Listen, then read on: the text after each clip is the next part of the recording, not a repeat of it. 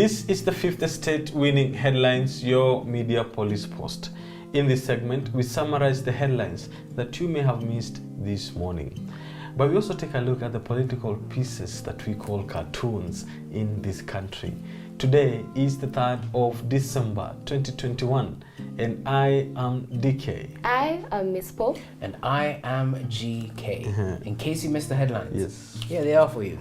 The Daily Nation. School fires, fines spark fresh crisis. The Standard. Presidency. This is my time, says Raila. The Star. Musalia defends Ruto over Uhuru attacks. And the People Daily. Police alarmed by civilians with high-grade guns. So, we have a 3-part criteria that we use to judge the headlines for you. We ask ourselves these 3 questions. Is the headline topical or speculative? Is it repetitive or groundbreaking? And finally, is it thoughtful or just plain lazy? So what do you guys think about the headlines today? I particularly liked the Standard. Raila said it's his time, and I think indeed it is his time. His time has come. Yeah, I think he was in Migori when he gave these when he was giving this speech, and he was telling them this time it is his time to take them to Canaan, and Which actually is his time. It is actually his time. I was kind of attracted to the People Daily, but I don't know how much I want to talk about guns. So yeah, I think I'll give it to the Standard. I think that was topical, speaking to the moment, and also very much not groundbreaking, but also telling us where we are going. Exactly. So we agree that we give the Standard our winning headline. Yes. So there we go. Our winning headline is from the Standard. So DK, what do you have to tell us today? Let me take it off. This week, Uhuru Kenyatta told country that Raila Odinga will become president in 2022. Yes, in fact, he told us that Ruto is on a path of self-destruction in Nakuru. And this made us reflect on the affairs of the Gema Nation. Dear Gema Nation, Uhuru Kenyatta had proposed to increase revenue allocation to Gema by almost 80 billion through BBI. And so today I ask, what was wrong with that? And the Uhuru question in this is this: between the man who doubles your revenue and the one who tells you to reject the money, who is your enemy? The story of Uhuru Kenyatta and William Ruto can only be explained by George Orwell's fable, The Animal Farm. It is about a leader with a plan and a detractor executing a scheme. Once upon a time, a leader called Snowball in this fable had completed plans to build a windmill.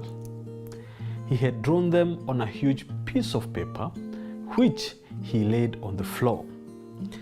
All the animals came to look at the drawings and get inspired. But a pig called Napoleon had stayed away. Like Ruto, he hated the BBI windmill, but did not say why. Then one day, he arrived without giving notice. He lifted his left leg and urinated all over the plants, destroying them. And this is Ruto for you, Gema people. He has peed on all the president's plans without giving alternatives. Instead, he has given you, Gema people, a stupid wheelbarrow. And therefore, dear Kikuyus, historically, hampangwingwi.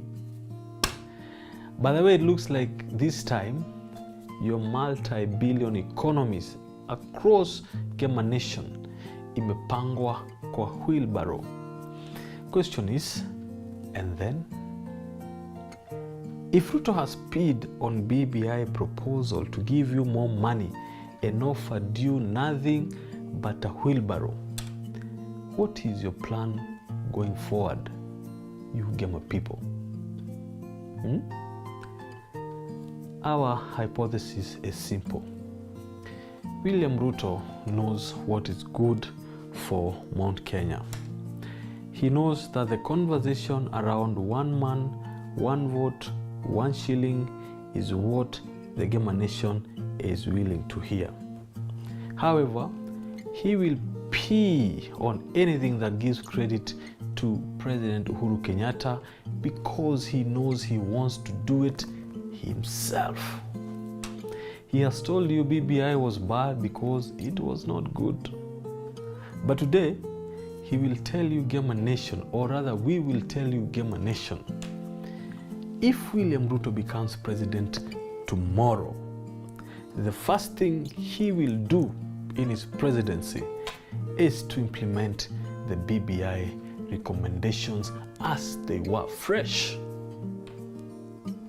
Just like Napoleon, he will want to own the idea of the BBI windmill, and he will not want Uhuru Kenyatta to be credited for it. Today, I would like to pose some questions. Has William Ruto overestimated his support in the mountain? Is he counting his eggs before they have even hatched? Well, allow us to explore these questions with a story. Once upon a time, a farmer went to the shamba to milk her prize cow. After milking the cow, she placed the milk in a bucket and put the bucket on her head to take to the market. On her way to the market, as she was beaming with pride with all the milk that she had managed to collect, she begins to think, with the cream that I shall get from this milk, I can make some butter, which I'll take to the market and sell. Then I'll buy some eggs with the money, and when the eggs have hatched, I'll have some chickens to develop a poultry farm. Then I can sell the chickens, and with that money, I'll buy a fine yellow African dress to wear to the next big bash. All the young men will admire me and make advances, but I shall shake my head and dismiss them. At that moment, while lost in her ambitious thoughts, she made a critical error. She actually shakes her head. She drops the pail of milk on the ground, and there went all her hard work for the day, along with all her hopes and all her dreams. And that is William Ruto for you. Like the farmer, he has milked the Mount Kenya cow, collected the votes, and put them on his head. While walking on the path to 2022, he, just like the farmer, has begun to count all the endless possibilities that Gema votes can give him. Perhaps they can offer him protection from the big bad wolf abroad. Or maybe they can get him more chicken feed for his chickens. And when all the potential coalitions come begging, he dreams of how he will shake his head and dismiss them. But just like the farmer, Ruto has made a crucial error. He has failed to understand the people that he so deeply depends on. History shows us that Gema only shows up to vote if one of their own is on the ballot. Bottom line, they are unreliable to anyone who is not from the mountain. Ruto has failed to understand this simple fact. And now, his Gema votes are spilling out of the unfixable bucket and landing right into the bucket of his rival, Raila, who is happily collecting the votes bit by bit. And I will end with this question. Will Ruto's current hubris be his undoing? Today, I would like to address the Oka sisterhood. In the last couple of days, they have been appearing confused. They still claim that they are going solo come 2022. Then they claim that they have moles amongst them, and they have made a number of baffling pronouncements. The bearded sisters are wandering in the dark with no sense of direction.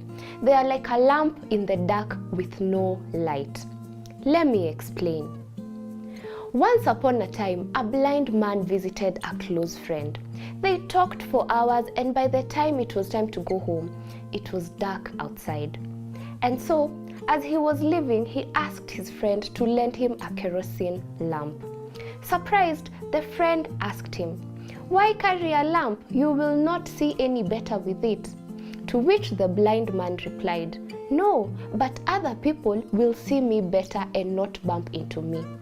The friend understood his logic and procured him a lamp, and the blind man went on his journey.